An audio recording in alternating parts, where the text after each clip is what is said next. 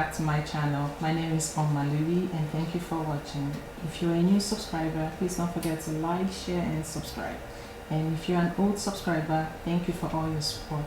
So with me today on this episode, I have a beautiful guest here, Paul. Thank you so much for coming, Paul. Yeah, thank you for having me. I'm glad. Thank you for making it here. So Paul is an immigrant in Canada and he is here with us today to share his experiences, his journey and his achievements as an immigrant. Stay tuned and watch with us. Hello Paul again. Hi. Tell us about yourself. So my name is Paul Newton. I go by the name Major Pane. And the reason why I go by Major Pane, so people ask me what's Major Pane, they feel like it's P-A-I-N, but I say it's P-A-N-E, which is P-A for Paul and E for Newton. Yeah. Very creative. Exactly.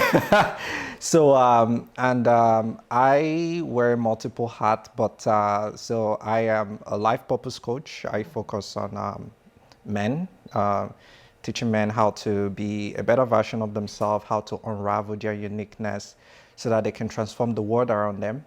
And I also get to work as an employment specialist digital media program. So what I do is I teach people for a nonprofit website design, graphic design, and a couple of social media marketing, because I have a background in digital marketing all the way from like Africa, Nigeria, where I'm from. Yeah.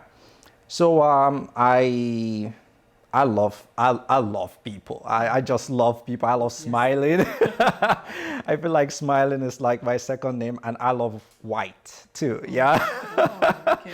So I'm very passionate about helping people and just bringing out the best in people, and that has really helped me since I migrated to Canada since 2018. And it's been fun all the way. Lots of growth, lots of challenges, which. Of course, I see as stepping stones, and really, I'm excited about all the experiences I've had. And if I flash back, if I would do it again, yes, I would do it again. I know the result is rewarding. Yeah. And it's worth the journey, the stress, and all of that. Exactly. Thank you for sharing that with us. So, how did you come in here? How easy or hard was it for you to step your feet in Canada? Well, it wasn't difficult per se. I would say the difficult part was when I got into Canada. That was where I witnessed a lot of difficulty. Difficulty in the sense that all my expectations and experiences, like I would say the ideal I thought, right? Yeah. When I came, it wasn't it wasn't as ideal as it was, you know, when you watch like all the movies and you see like, people holding hands, sipping coffee, and you just like seeing people smiling, thinking that those smiles like from the heart, and then only to realize that those smiles is just cosmetics. So it took me a while to really realize that, yeah, someone is smiling to me doesn't necessarily mean that I'm happy to meet you, rather I'm just being civil. Just polite. Yeah, being polite, you understand, right? So it took me a while after a couple of experiences, making a couple of friends, and I realized that, man, it's not what I think it is. And that was, again, another shock I experienced, right? So one is culture shock, the other thing is social shock. And I had to go back to my drawing board, and I'm like, man, is this the kind of, like, what else is more to life? Yes, sir.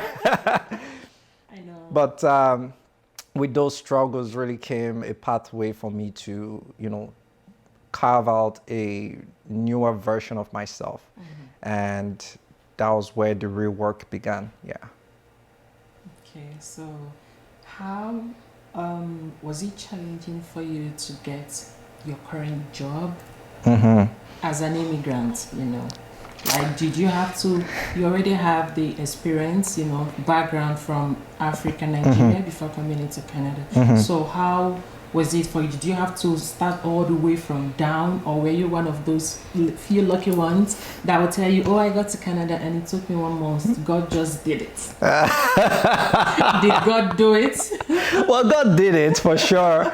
However, I would say how I got my job came with a lot of grit, persistence, consistency, and just doing things that I would, I don't want to say I would never have done, but I feel like things that are nearly impossible. So when I came into Canada, I was living in a very rough condition, like where I was staying wasn't so conducive, and then I I um, I got the opportunity to do a digital media program in a nonprofit, which is where I'm currently working right now. So I was a client in this nonprofit. This was like 3 years ago, 2018. And I would go in the morning from where I was staying, it's quite a distance. I would go there, do the training from 9 to 5. Yeah, 9 to 5 in the sense that the training ends at 12, but I will stay behind. I started treating that as my job, like my work. So I would go there, even assist them, like do some pack up, clean up, and everything. And because back in Nigeria, I was a digital marketing like facilitator or trainer. Where I was in class, it kind of gave me this additional edge to even like teach my, like assist the facilitator in showing people like, okay, do this better, do that better, that kind of thing. So she kind of just trusted me and saw me like this type of assistant, right? So when there was an opening in the organization, but it was a different role, not anything in relation to digital media. It was like community engagement. So community engagement assistant. So they asked me because I'm a people person, I love people, and they're like, are you interested in this role? I'm like, why not? I mean, of course. I mean, and I applied though. I applied because of course there were multiple people who applied for it, and I applied. I did the interview. I passed, and I really appreciated them for that opportunity, right? So I started working there after the digital media program. I started working with them, and I was going out to like tell the community, let them know about our services, what we do, and all those things. So, and one thing I love about this agency is that they really pride training, like staff development, right? So I went for multiple trainings, met different people, and then I'm a lover of personal development. That's one of my core values, right? So I was also then taking a training online. I was doing a community development training online. I didn't pay for it; it's free. I mean, right now, this day and age, there are a whole lot of free education out there, right? For real. So I did that, and I started learning a lot about community development. So what then happened was that I came across another position in another agency, which I liked. I mean, I saw this was a community development project coordinator. And this was a bigger position, like way, way bigger. Yeah. It was in York region. Like they say, York region is one of like the, they say they take care of their staff very well, like they pay very well and all those things. So, and this is just me, a regular person applying for an extraordinary position. And then what happened was that I applied and I got a call saying that, hey, you are, invited for an interview. I was like, what? How did we get here? How did we get here? And unknown that the person who spoke to me happened to hear about me from her colleague. So while I was doing community engagement, I got to meet different people. And this one thing about personality, your personality is more like I would say it's more like your advocate in your absence. Right. It says a lot about you, talks a lot about you, even in your absence. And not unknown that I had met this person in a training who then was advocating for me in my absence. And luckily, the person who was doing this interview happened to have heard great things about me. And that was why when I submitted my resume, she just said, wow, Paul just applied. The Paul you've been talking about just applied. I was like, so that was how I did the interview. And then I passed, I succeeded. And then they said that this project was a new one and they needed someone who really has the heart to connect with people. and everything. And this was really my first time doing this type. They had other people who were way better than me, better schooled, better everything, but I had a better personality. You know, right? That's how we roll. Oh wow.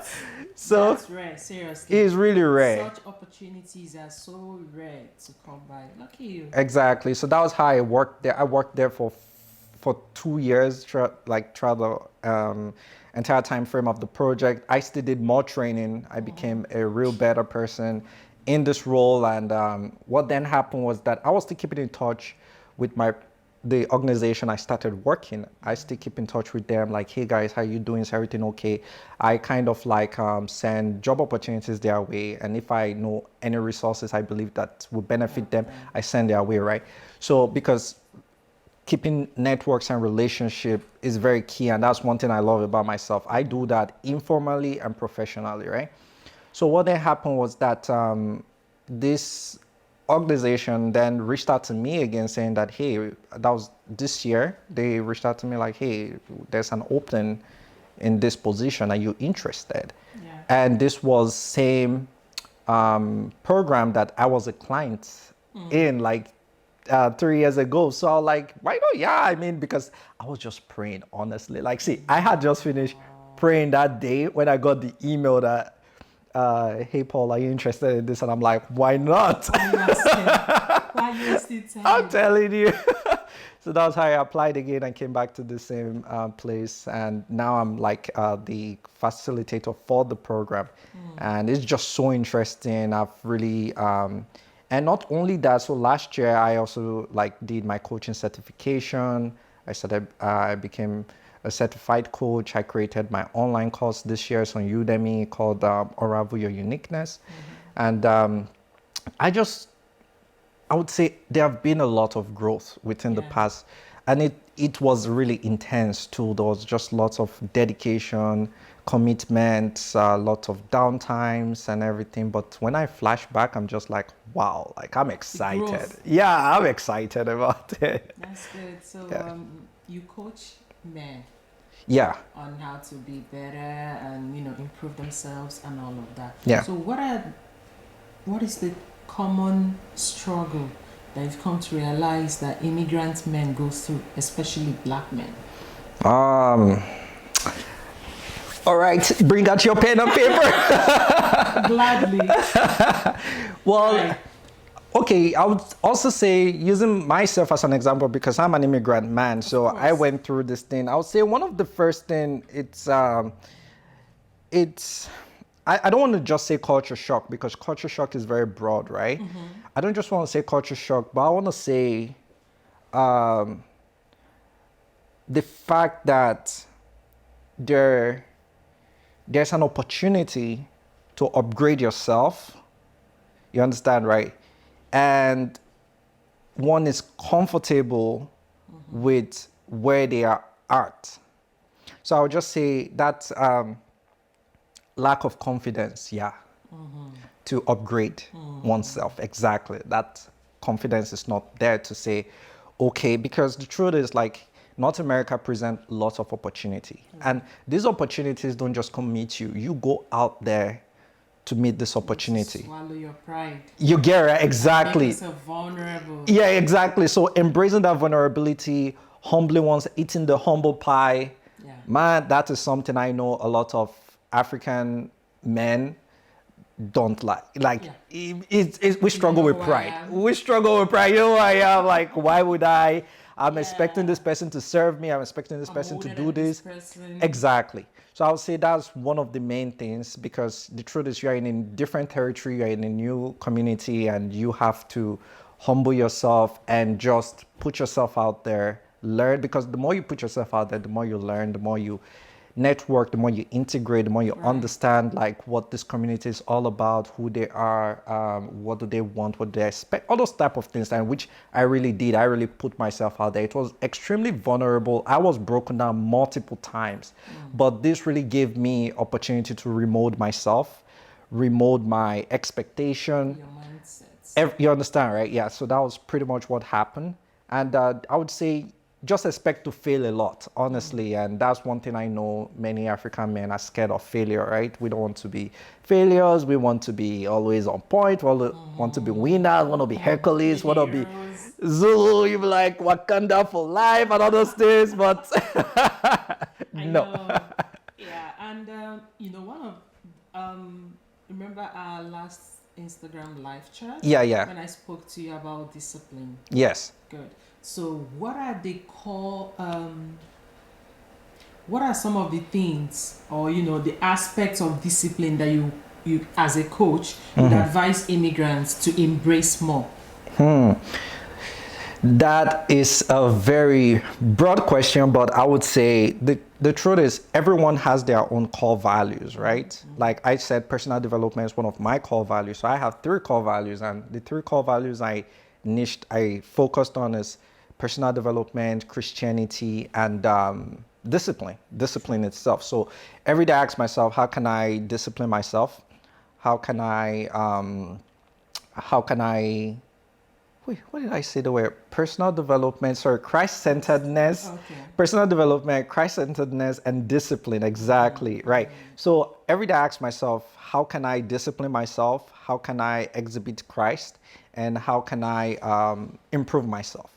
So those are the 3 questions I ask. So for another person, it might be different. It might be family, it might be commitment, it might be communication. Investment, yeah. Luxurious cars. Oh, well, it depends. As an immigrant, I don't think luxurious cars would get you, and unless if maybe to them they are working in that field, and it's not like you have to cut your hand or your leg to have those things. Yeah. I mean, if you don't need to cut your arm or your leg, fine. But if you need to, please don't. Because I don't know, I shared this thing on my Instagram the other day about one guy screaming with his laptop, life in Toronto, and the deductions. Yeah, I saw that. Yeah. I saw that. I mean, these are things that, especially as an immigrant man, and one thing I would say is, as an immigrant man, you really need to prioritize your expenses. You really need to cut your coat. In fact, don't cut your coat according to your size. Cut it under your size, honestly, because the last thing you want is to be within us. The last thing you want is to be struggling financially. Sure. And as an immigrant, I feel like the system is already designed that you can't go above certain bracket. If a guy wants to pass certain bracket, he really has to be willing to play low and lay low. You playing low and laying low doesn't mean that that's how you will be for the rest of your life. If you have a vision for yourself, like in the next 5 years, I want to be this person, be that person, while you are laying low, you're working hard on yourself, such that, and you're investing in yourself too. And which brings me to my love literacy thing, series I posted on YouTube, and there's a part 2, which I want to post like few days. I'll post it, just talking about how can you love yourself as a man. It's not really about buying things and everything. It's just about taking care of your mindset, taking care of your heart, taking care of your soul, investing in yourself as a person, as a man. Because the truth is, the challenges that immigration itself brings, how much more this community you find yourself, and then the workplace culture and all those other things, is just so much. And the last thing you want, especially if you have a family, is to be spending on things that won't add value to your life and your future. You understand, right? And so I feel like many African or immigrant men, when they come, the first thing they think of is, from what they see in the movies, the music, the cars, the blinks, all those things, right? But they don't know that even the people that use those things, some of them don't have it. Like, all those things are props. Yeah. So why would you be measuring your life based on another person's ruler? You understand? I mean, you don't have to. So it's more like, what goal do you want for yourself? What is your vision? Like, honestly, I'm living my dream in the sense, I don't have a chopper. I don't have a mansion beside the, I don't need those things for me to live my dream. Me living my dream is me right here speaking with you, having this conversation, reaching out to other men, impacting lives. Right. That is my dream. You understand? And each time I reflect, I remember when I was in Africa or Nigeria, and I'm like, this is exactly where I want to be. The 3 years ago when I started this program, they asked us, what's your short-term goal, your long-term goal? Do you know my long-term goal, I said, was to be a digital media facilitator. I'm telling you. So when I got interviewed for this role, again, my supervisor, she said that, remember when you came into this program that first time, you said you want to be a digital media facilitator. Now is it? I was like, wow. Like, this is the dream. You understand, right? And it took so much work. I stayed off social media for 2 years when I was in Canada. But how everything tilted to this point is just a misery. So it's wanting to have a dream. It's wanting to put it out there that this is what you want to be. It's another thing for you to work consistently to improve that or to achieve it, you understand? And sometimes while you are working, you might feel like you are going opposite direction to that goal, unknown that you are literally going towards that goal. You understand? So you are an advocate of self-development. So what are some, let's say, helpful tools or resources that you would recommend for an immigrant, a young immigrant man, or that will help them improve themselves and to help them, thrive and be successful in Canada? That's a good question. First off, I'll say reach out to me. Well, yeah, outside that, well, I would say resources and tools, it all depends on what does the person want to achieve, you understand? And I would say with COVID has really like messed up a lot of things in terms of, say, people going for networking events and all those things, because that was another thing I did too during my time. I went for a lot of networking events. I met different people and stuff. But I would say it all depends on what exactly you want to achieve. But one thing, and that's why I say reach out to me, I feel like every new immigrant need, if they want, get a mentor. A mentor that is in line with that particular area that you want to, thrive in. Because now the last job I was in, the person who interviewed me that said she has heard a lot about me, she's still my mentor till date. She started mentoring me through that position, gave me the materials I needed, heard me out. We outlined, had rigorous conversations. She gave me tools I needed to build myself and everything. She's also a coach. And I saw how she really coached me. Again, another reason why, I had the skills and talent needed to be a coach. What I needed was, some core practices, understanding all those things. So I took my coaching certification course and those things. But that one-on-one conversation I had with her, it really cleared a lot of things. And she told me what I needed to hear and gave me the behavior I needed to practice, like some new behaviors, right? So I would say get yourself a mentor, because mentorship, as Africans, we don't like mentorship. Yeah, we underestimate it, and sometimes we think, oh, my mentor is my pastor. Pastor, there's this new business I want to invest in. What do you think? Let's pray. See, it's not everything that really require prayers, Some things just need common sense. We don't like to hear. Yes, sir. We don't like to hear that. With God, all things are possible. Yes, sir. But it's still God that brings in those people we need, right? So I would say one thing is you really need a mentor. You can navigate this territory all by yourself. So that's why, again, I say take the humble pie, like eat it, make it your breakfast, lunch, and dinner. Yes, Snack. And snack. Because that humility is what opens your eyes to see the areas that you need to improve in, the tools you need, the practices and all those things. And it's just take it that you're starting from the scratch. So, and again, like it's a case-to-case basis. Some people, maybe they already have a proper understanding about what the Western world is like. So all they just need is to add on top to that, right? Again, it still depends. You might still need a mentor that is in the field, because they know what are the current trends, what is the current pathway that you need to follow to get A, B, C, and D done. So what advice would you give a viewer that is obviously watching that is yet to get into Canada or that is planning to come into Canada, but is basing how they are going to settle or thrive in Canada based on what they've seen on the internet or what they've seen on the TV, what advice would you give that kind of person? Well, I'll just say turn off that TV, because what they're showing you is not what we see here. They are showing you the edges of Canada, not. I'll tell you that. Yeah, so that's the first thing I'll tell you. And secondly, I'll just say get a second seat belt, because this ride is a rough one. I know. Yeah, so I would just prepare to see the unseen things for real. That's what I would say.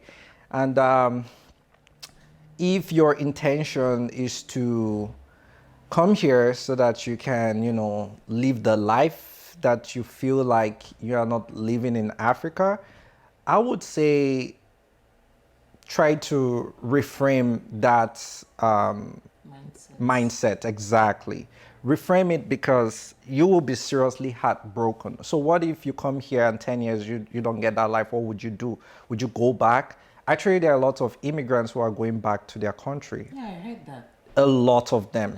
A lot. Honestly, that's because when they come here and they see what life is, it's not what they want. They've tarried for too long. They give up and they just go back, you understand? So again, I would say you have to reframe. And the truth is, to an extent, we can't really tell them.